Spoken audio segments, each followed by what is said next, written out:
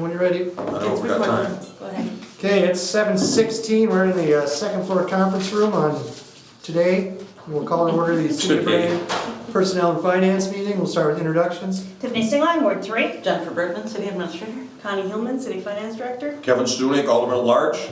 Teresa Burke, Brainerd Dispatch. Gabe Johnson, Chair of the Committee, and it is November 21st. We have two items to go over.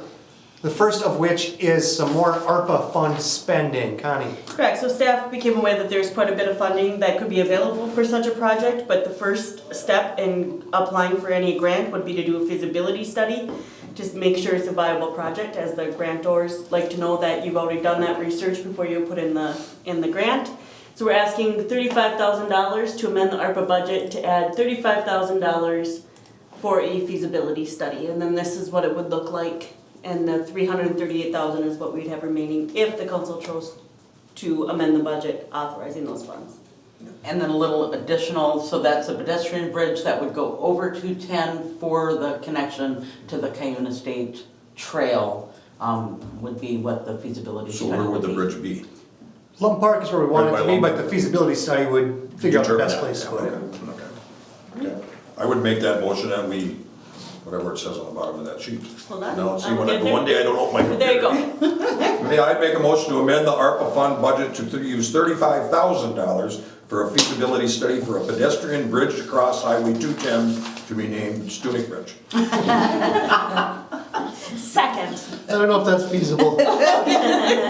Yeah, so some more background. I'm on the project management team for the 210 project. Okay. And we've been talking with them for years about how do we get, one, this trail across, but two, just pedestrians in general across Highway 210, especially if we're going roundabout, not doing a stoplight. MnDOT doesn't seem all that interested in spending their money on a bridge, but I think it's something we should look into. Oh, but I if think you're it's looking something- down the road in the future, that's. We're looking down the road in the future, and Jesse has had a conversation with the DNR, and they are interested in a bridge over a highway. So this is just kind of getting everything going with the feasibility study. And I am greatly in favor of it. Oh, I totally agree. Any other discussion? Hearing none, we'll vote. All in favor, say aye. Aye. Opposed, same sign. That motion carries. We have amended the ARPA budget. Next up, legal services. Connie. Okay, so back in June, the council authorized staff to provide written notice to Severson and Porter to renew the contract. Staff has been working with Severson and Porter. The 2023 fee is set at $220,000. This is a significant increase over the 2022 cost. However, when the initial contract came in, it had several things in the first draft, like $20,000 could be billed to the city above the contract amount if they needed to hire another admin person, or they could bill the city for some additional services like a Westlaw subscription and that kind of stuff. And we said, we want one contract price so we know how to budget. The original price was about $216,000. They came back with the $220 and removed all those other items from the contract. So the first thing we're looking at is to authorize the execution of the legal service agreement between the City of Brainerd and Severson and Porter. The agreement is contingent upon the cities of Brainerd, Baxter, and Nisswa executing a joint prosecution service agreements. The next item that we have is just that we now have, before we were using the number of files, well now we have the number of hours. And so staff would kind of like to use a 3-year rolling average and to make the agreements with Baxter and Nisswa to be based on the number of hours versus the number of cases. And the other thing staff is looking at is, we've heard that council would like to charge an administrative fee. We're wondering what that we should start negotiating that fee with.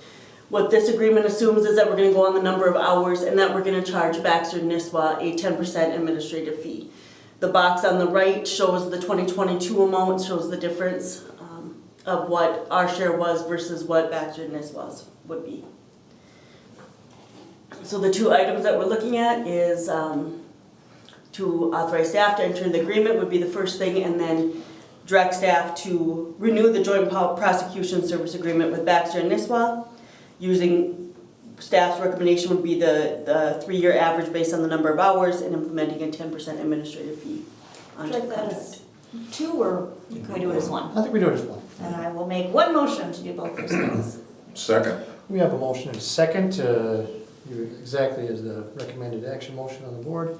Any discussion? You know, I like the idea of the 10% administrative fee. I've been talking about it for a while now, and hopefully the other two entities are allowable with it, but if they want to negotiate that, just come back and let us know. We're not gonna scuttle the whole deal over a couple $1,000s, but I think it is, I think us managing the agreement, us doing all of the billing and paying all the bills and all the communication warrants that we should be getting something for our staff's time, because our time is valuable. And Mr. Chair? Yeah. This prosecution joint services agreement will come back to the city council. I'm going to get a meeting scheduled with both Nisswa and Baxter right away, and I hope to have that agreement on the agenda for the second meeting in December for your consideration. Okay, thank you. Any other discussion?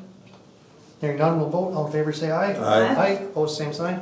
That motion carries and we're adjourned. So it took us 6 minutes. I tried to get to do 7:20, but Connie is dead set on 15-minute increments. She can't be swayed. Can't even go out and have my cigar.